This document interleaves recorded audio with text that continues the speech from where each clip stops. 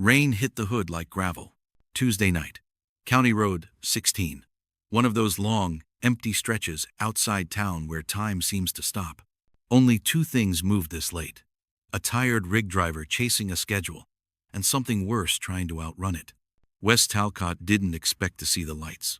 Not out here. Not flashing red and blue, tangled in branches, half-eaten by the ditch. At first glance, he thought it was an old wreck. But then the wheels were still turning. Slowly, like they hadn't decided to stop spinning yet.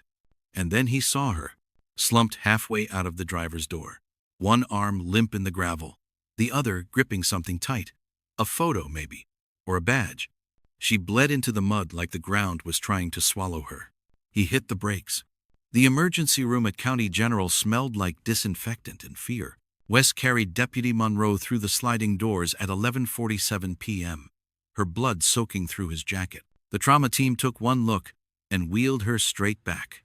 No questions, no paperwork, just controlled chaos and the steady beep of machines trying to keep someone alive. He stood in the hallway afterward, staring at his hands, still shaking, still red.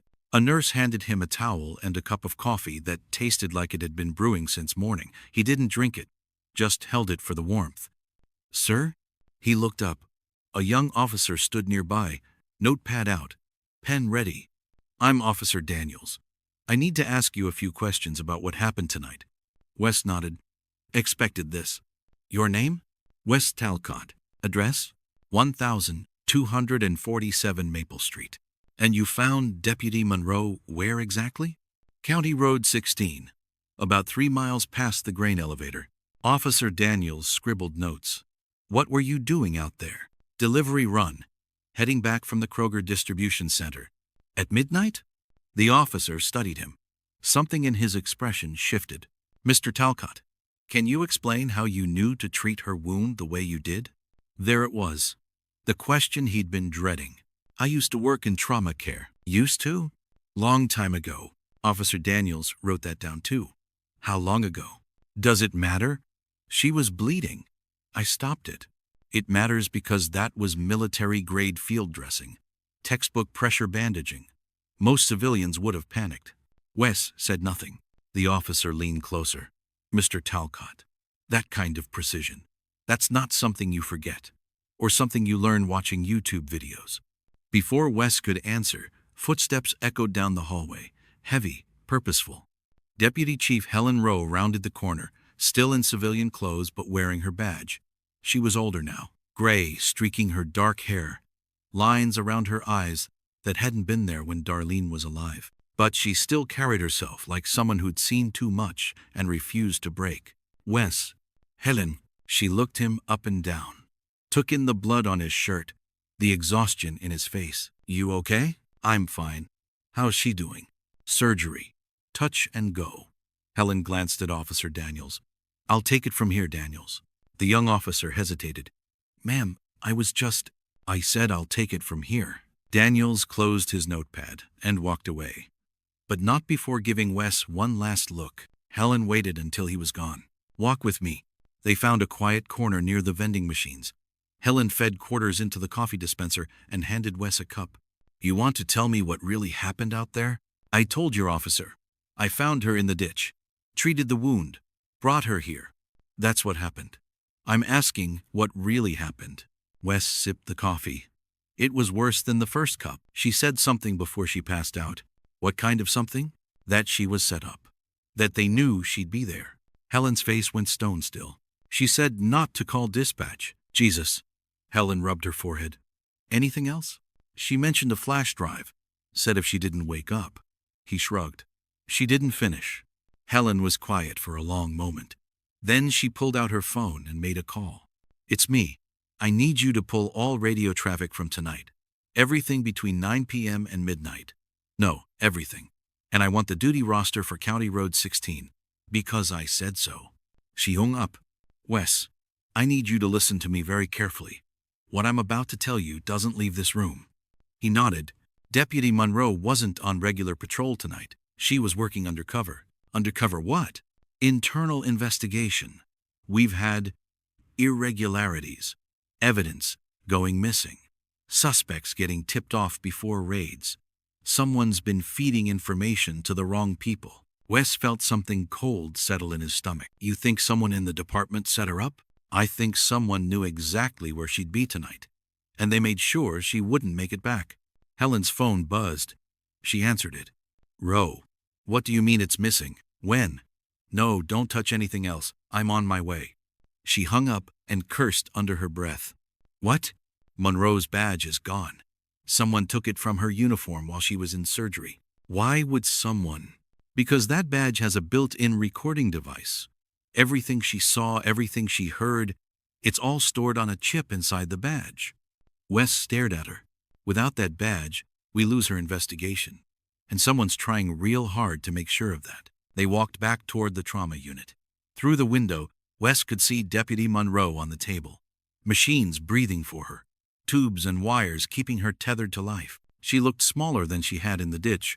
Younger. She's got a daughter, Wes said quietly. I know, Emma. She's 6. Where is she now? With Monroe's mother. Doesn't know what happened yet. Wes thought about the photo taped inside Monroe's vest. The little girl with red curls and a badge too big for her hands. She's going to make it, right? Helen didn't answer right away. The surgeon said the next few hours are critical. She lost a lot of blood. If you hadn't found her when you did. She didn't finish. Didn't need to. A commotion erupted near the nurse's station. Raised voices. Someone demanding answers. Helen and Wes turned to see a man in an expensive suit arguing with the head nurse.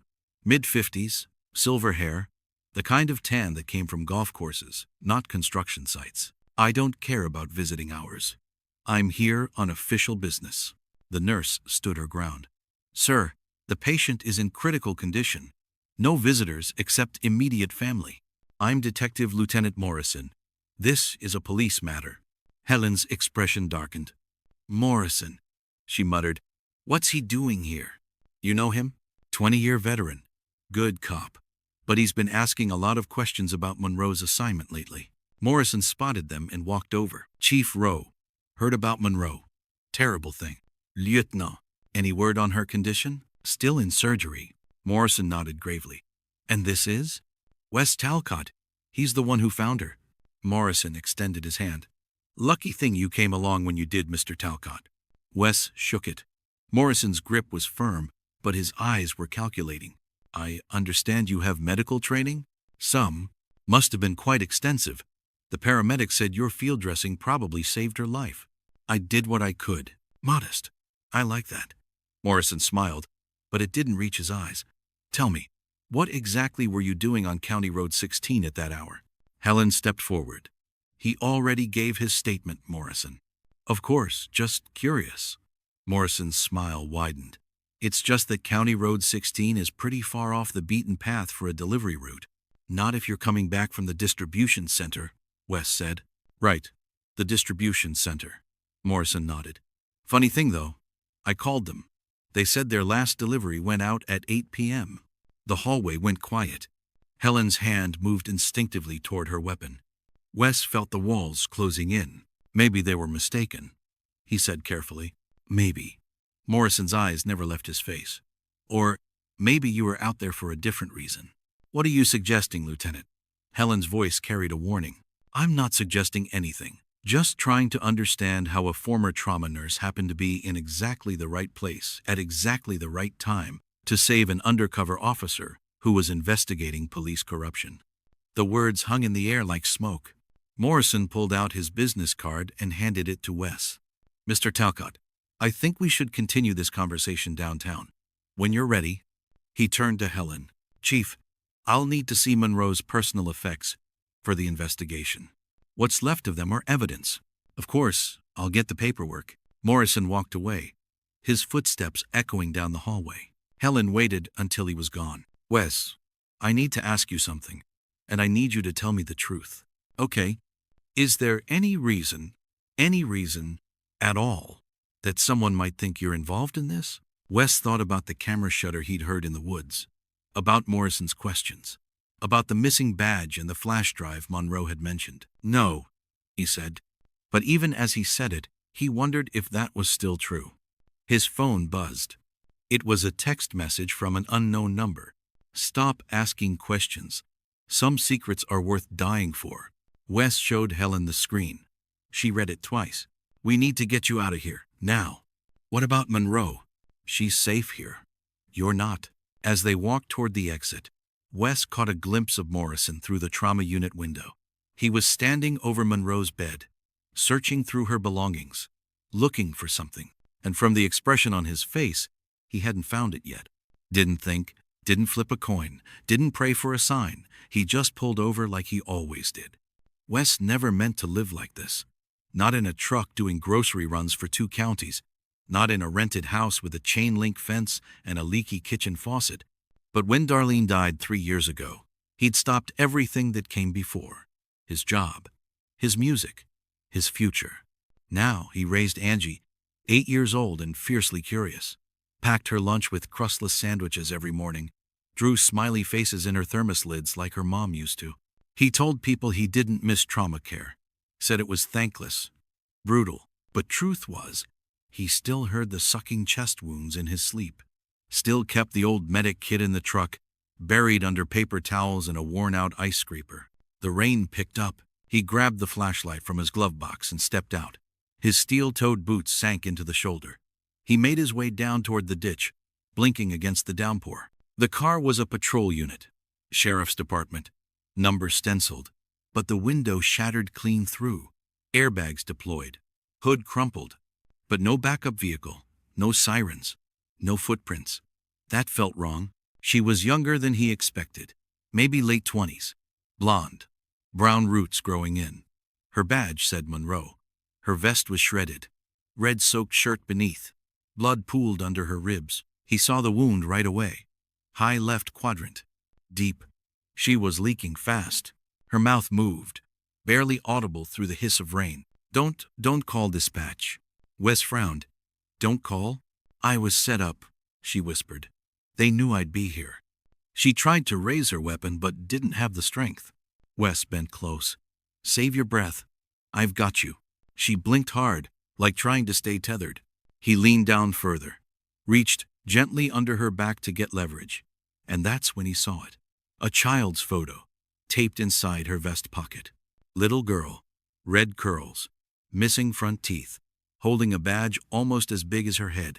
The caption in crayon, Mommy keeps us safe. Everything old inside him kicked on at once. Triage mode. His hands moved before he thought. He yanked her belt knife from her side holster, cut her uniform open 2 inches past the tear. Found the entry wound.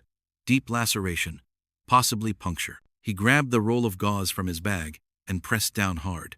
Her body arched. She screamed, then slumped. Stay with me, he said firmly. You're not dying in a ditch. He wrapped the wound with trembling fingers, tight enough to slow pressure, loose enough not to crush. Not ideal, but it would hold. He ran to the truck and grabbed duct tape, sealed the dressing. Rain would try to compromise everything. If it didn't hold, she'd bleed out before headlights ever found them. Back at her side, he checked her pupils. Responsive. Barely. She coughed. Listen to me, she rasped. If I don't wake up, the flash drive's in. She didn't finish. She just rolled her head to the side and passed out cold. Wes looked around the open road. Still, no one coming. No lights, no help, no voice crackling back on the busted police radio near the dashboard. He wanted to call 911, but his phone had no signal. Dead zone. Of course it was. Because this wasn't just bad. This was intentional. Whoever ran her off the road knew where she'd be, knew how long she'd last, knew this stretch didn't pick up cell service for another 1.5 miles. That meant one thing. Whoever did this could still be nearby. Wes glanced at the woods behind them. Dark. Still. Wet branches cracking in the wind. Then one cracked. Without wind. He slowly turned, shining the beam of the flashlight across the slope. Movement. Maybe. Could have been animal. Could have been worse. He didn't say a word. Just stepped backward. Opened the rear bed of his truck and pulled out the old trauma shears he hadn't touched since he left Mercy ER. They were cold in his hand, but familiar. And from inside the patrol unit, her half-choked whisper echoed up faintly. Don't let them find me. The storm rolled overhead. A long rumble. A far-off engine starting and stopping. Whisper of tires. And a question in Wes's head, louder than all of it. Was this the kind of moment you walked away from, or the one that rewrote everything? He set his jaw, checked her pulse one last time, then hoisted her over his shoulder like it wasn't the first time he'd carried someone bleeding into the dark, and knew it wouldn't be the last. He climbed the ditch slowly, carefully, flashlight in his teeth. And behind them, somewhere deep in those woods, a camera shutter clicked. Wes drove home through empty streets, checking his rearview mirror every few blocks. Nothing. But that didn't mean he was alone. The text message burned in his pocket like a live wire.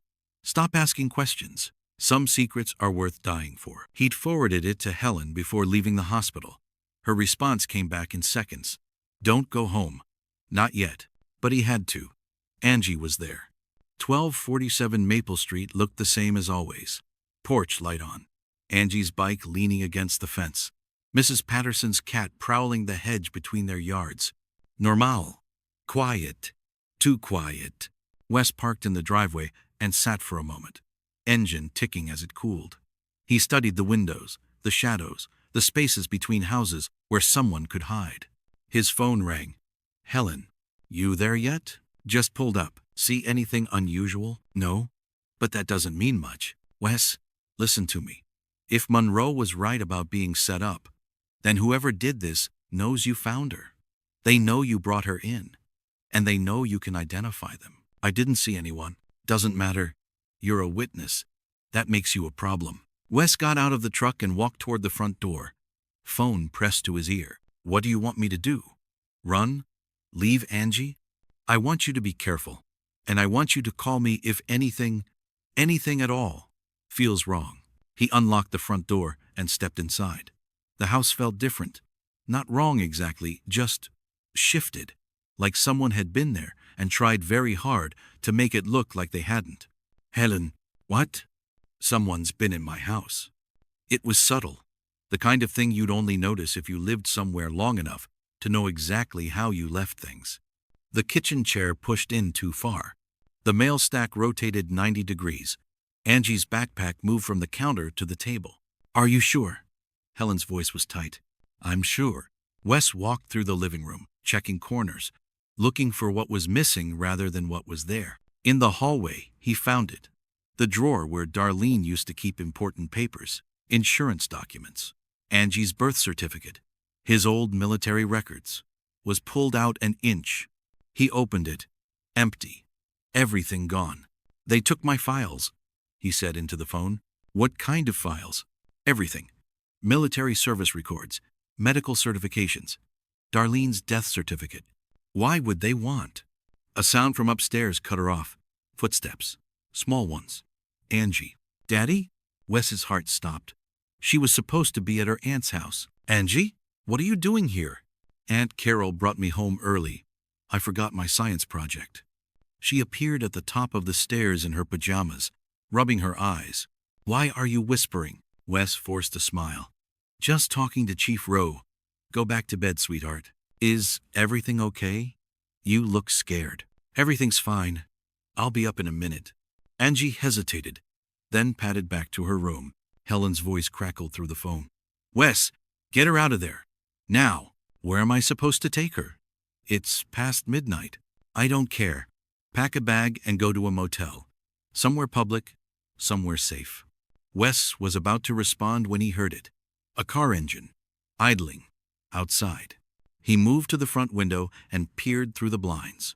A dark SUV sat across the street, windows tinted, engine running. Helen, there's a vehicle outside. Can you see the plates? Too dark. The SUV's headlights flicked on, then off, then on again. A signal. They're signaling someone, Wes whispered. Get Angie and get out. Back door, now. Wes was already moving, taking the stairs 2 at a time. Angie, wake up. We need to go. What? Why? Just trust me. Get dressed. Fast. She sat up, instantly alert. Kids had good instincts about danger. Are we in trouble? No, baby.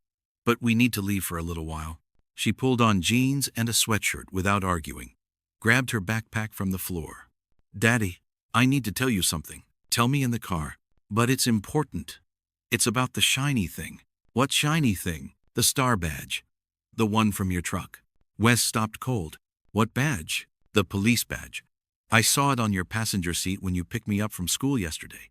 It was so pretty, so I borrowed it. The world tilted. Angie, where is it now? In my backpack. I was going to give it back, but then I forgot. And then you seemed upset, and I thought maybe you'd be mad. She was crying now. Wes knelt down and took her face in his hands. Sweetheart, I'm not mad, but I need you to show me that badge right now. She unzipped her backpack and pulled out Deputy Monroe's badge, the one that had been stolen from the hospital, the one with the recording device, the one that contained evidence of police corruption. How did this get in my truck? He whispered. But even as he asked, he knew. Monroe had put it there. Before she passed out, she'd managed to slip it into his truck somehow, hidden it where no one would think to look.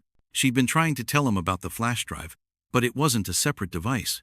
It was built into the badge.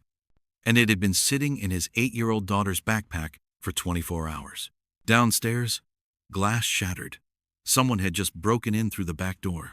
Wes grabbed Angie and the backpack. Daddy, what's happening? Shh. He carried her to the window and looked down. The SUV was still there, but now there were footsteps in the house below them. Heavy boots, multiple people, moving systematically through the rooms. His phone buzzed with a text. Give us the badge, and the girl doesn't get hurt. They knew. Somehow, they knew Angie had it. Wes looked at his daughter's frightened face and made a decision. He opened the window. We're going to climb down to the garage roof, okay? Just like when we practice fire drills. I'm scared. I know. But I'm right here with you.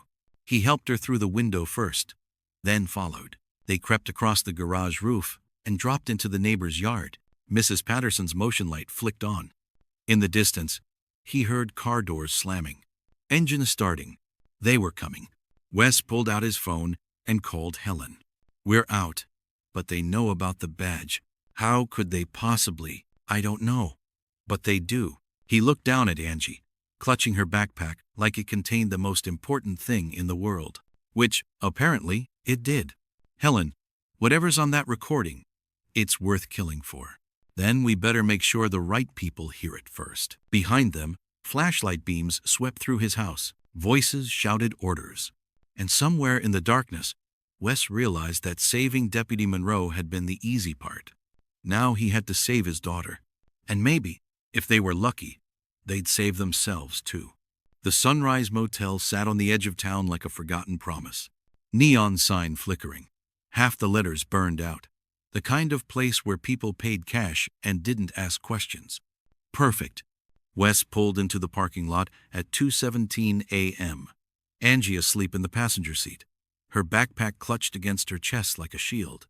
He'd driven in circles for an hour, taking back roads and side streets, making sure they weren't followed. His phone had buzzed 17 times, text messages from unknown numbers, all variations of the same threat. We know where you are. Give us what we want. The girl doesn't have to get hurt. He'd stopped reading them. Room 23 smelled like cigarettes and industrial carpet cleaner. Angie woke up as he carried her inside. Where are we? Somewhere safe? It doesn't look safe. She was right. But it was the best he could do. He set her on the bed and double-locked the door. Drew the curtains. Checked the bathroom and the closet. Empty. For now. Daddy, I'm scared. I know, baby. Me too. He sat beside her on the bed. She was still holding the backpack. Can I see the badge again? She unzipped the bag and pulled it out. Deputy Monroe's shield. Silver and blue. Official. Heavy in his hands. He turned it over, looking for the recording device Helen had mentioned. There's a small panel on the back, barely visible unless you knew what to look for. Angie, I need you to understand something. This badge belongs to a police officer who got hurt very badly. She was trying to help people, and some bad people didn't want her to. Is she going to be okay? I hope so. But the information on this badge, it could help catch the bad people. Angie nodded solemnly. Like evidence. Exactly like evidence. His phone rang. Helen, where are you? Somewhere safe. Did you listen to the recording? I can't. The badge has a security lock. It only plays back on authorized department equipment, so we need to get it to the station. That's the problem. I don't know who we can trust. If Morrison's involved, and he's got access to department equipment, Wes understood. They could be walking into a trap.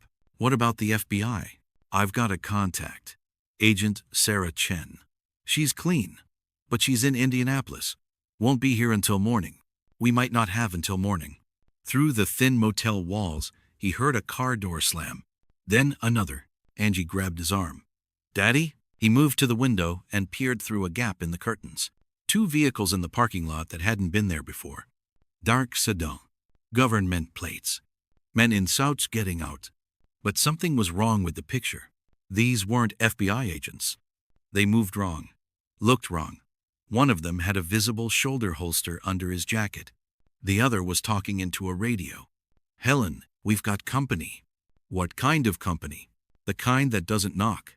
He grabbed Angie and the backpack. Back door. No. But as they reached the rear exit, he heard voices outside. They were surrounded. Wes pulled out his phone and did something he'd sworn he'd never do again.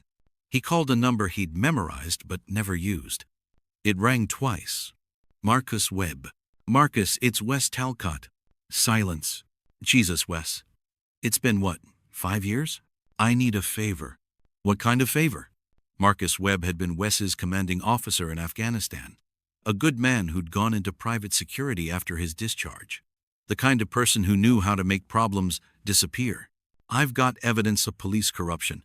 People are trying to kill me and my daughter to get it. Where are you? Sunrise Motel. Room 23. They've got us surrounded. How many? At least 4. Maybe more. Cops? I don't think so. But they're armed. Marcus was quiet for a moment. Wes, you sure about this? Once I get involved, there's no going back. Wes looked at Angie, pressed against his side, trying to be brave. I'm sure. Give me 20 minutes. We might not have 20 minutes. Then make them count. The line went dead. Someone knocked on the door. 3 sharp raps. Mr. Talcott, we need to talk.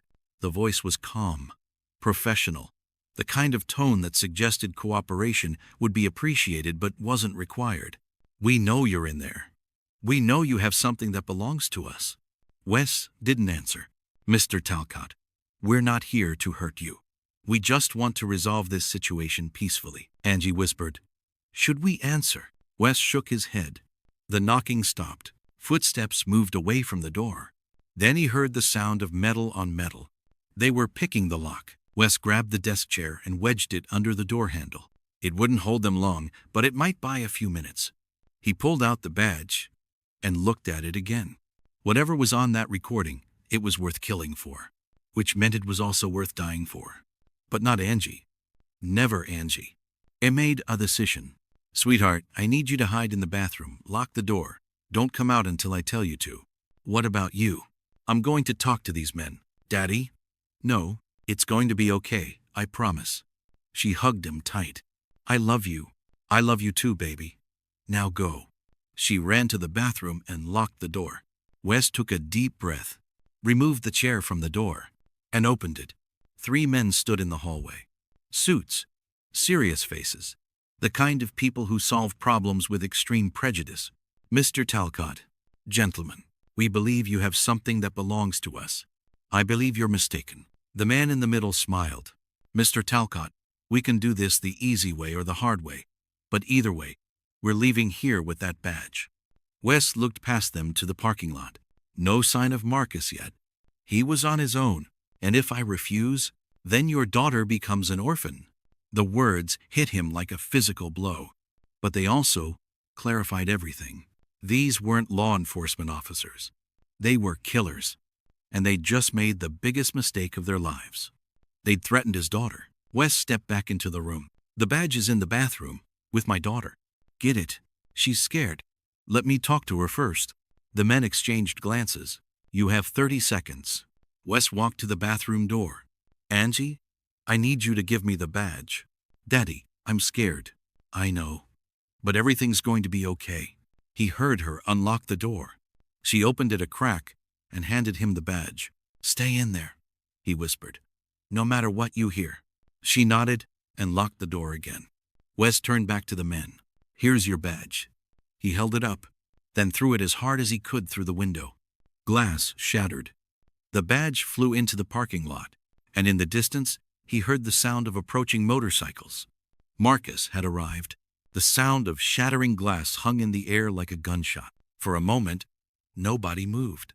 The three men stared at the broken window, at the badge lying in the gravel outside, at Wes standing between them and the bathroom door where his daughter was hiding. Then the man in the middle smiled. "That was stupid, Mr. Talcott. Maybe. But now you'll have to go get it." The motorcycles were getting closer. Deep rumble of Harley engines. Marcus and his team. But they weren't here yet. "Johnson, go get the badge," the leader said. "Martinez, watch the girl." One of the men headed for the door.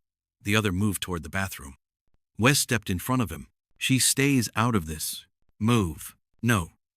Martinez reached inside his jacket. That's when the bathroom door opened. "Daddy?" Angie peeked out, eyes wide with fear. Martinez grabbed for her. And Wes did something he hadn't done in 5 years. He became a soldier again. The fight lasted maybe 30 seconds. Martinez went down first. Wes caught his wrist as he drew his weapon, twisted hard, heard bones snap. The gun clattered across the floor. The leader pulled his own weapon, but Wes was already moving, grabbed the desk lamp, swung it like a club, connected with the man's temple. He dropped. Johnson came running back from the parking lot, badge in hand. Saw his partners on the floor. Raised his gun. "Don't move." Wes froze. Angie was crying now, pressed against the bathroom doorframe. "Daddy? It's okay, baby.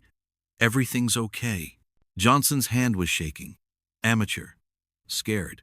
You just made this a lot harder than it had to be." Story of my life. The motorcycles were in the parking lot now. Engines shutting off. Boots on gravel. Johnson heard them too. "Who did you call?" "Friends. Call them off, or the girl dies." Wes looked at his daughter. 8 years old. Brave as her mother. Scared but trying not to show it. He thought about Darlene. About the promise he'd made at her funeral. To keep Angie safe. To give her a normal life. But sometimes normal wasn't enough. Sometimes you had to fight. "Angie, close your eyes." "Daddy, close your eyes and count to 10. She squeezed her eyes shut. Wes dove left as Johnson fired. The bullet punched through the wall where his head had been. Then the motel room door exploded inward. Marcus Webb filled the doorway like an avenging angel. 6'4", 250 pounds of muscle and bad intentions. Behind him, 3 more men in tactical gear. Johnson spun toward the door. Big mistake. Marcus put him down with a single shot to the shoulder. Non-lethal but effective. Johnson hit the floor, screaming. "Clear." Marcus swept the room with his weapon, checking corners, making sure there were no more threats. "Wes, you okay?" "We're fine." Angie opened her eyes and ran to him. He scooped her up, held her tight. "Is it over?" she whispered. "It's over." Marcus knelt beside Johnson, who was clutching his shoulder and bleeding on the carpet. "Who sent you?" "Go to hell." Marcus pressed on the wound. Johnson screamed. "I'll ask again. Who sent you?" "Morrison," Johnson gasped. "Detective Lieutenant Morrison." Wes felt something cold settle in his stomach. Helen had been right. There was a leak in the force, and it went higher than they'd thought. 20 minutes later, the parking lot looked like a crime scene. Which, technically, it was. Ambulances, police cars, FBI vehicles.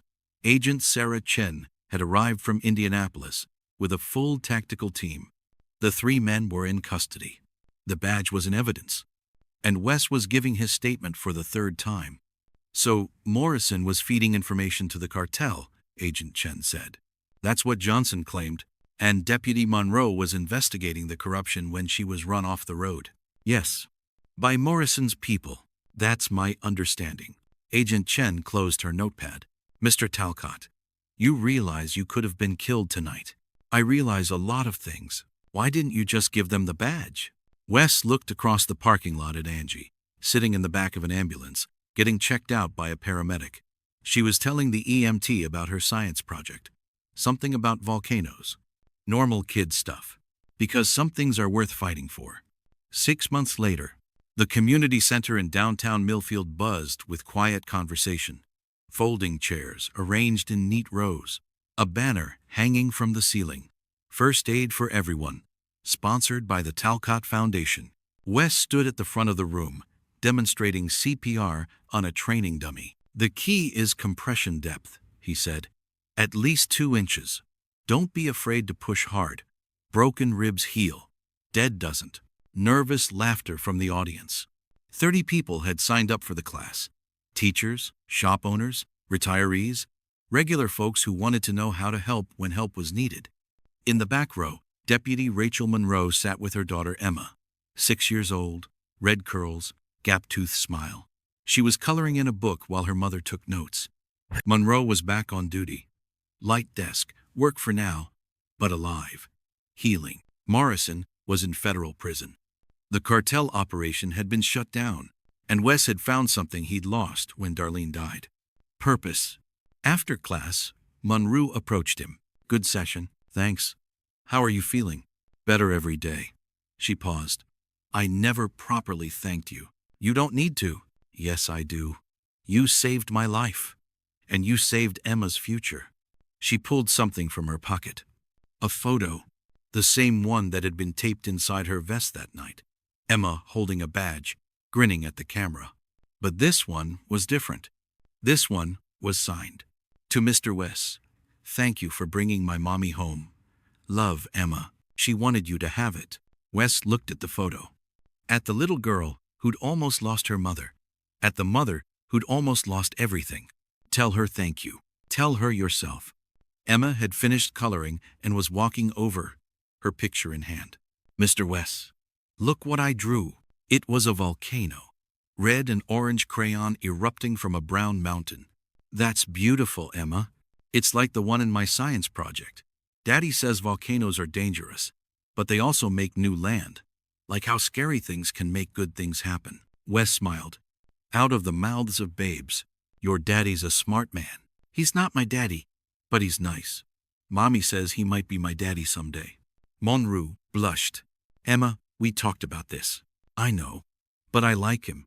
And he makes you smile. Later, as Wes packed up the training equipment, Angie helped him load the car. Dad, can I ask you something? Sure.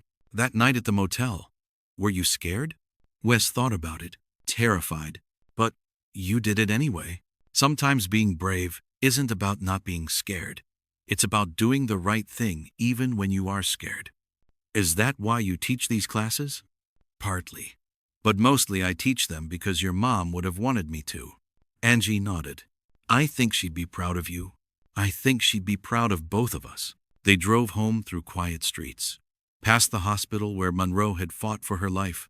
Past the police station where Morrison had once worked. Past the motel where everything had changed. At a red light, Wes looked in the rearview mirror. No one following. No threats. No danger. Just a father and daughter heading home. Normal. Safe. Free. That night, as he tucked Angie into bed, she asked one more question. Dad, do you think we'll have any more adventures? I hope not. But if we do, you'll protect me, right? Always. And I'll help you be brave? You already do, sweetheart. Every single day. She smiled and closed her eyes. Wes turned off the light and walked downstairs. On the kitchen table, Monroe's badge sat in a place of honor. Not the original that was evidence, but a replica she'd given him. Engraved with a simple message, for Wes Talcott, who stopped when others would have driven by. He picked it up, felt its weight. Some people were born heroes. Others just did what needed doing. And sometimes, that was enough. Outside, a car drove slowly past the house. Wes watched it through the window. It didn't stop, didn't slow down, just kept going, like most people did. But not him. He'd learned something that night on County Road 16. Sometimes the most important moment of your life happens when you decide to stop, to help, to care, to fight for something bigger than yourself. And sometimes, if you're very lucky, that moment changes everything. For you, for the people you save, and for the daughter who watches you do it. Subscribe if you believe that Courage isn't about being fearless, it's about doing what's right when everything inside you wants to run. Tell us in the comments. Have you ever been in a situation where you had to choose between safety and doing the right thing? What did you choose?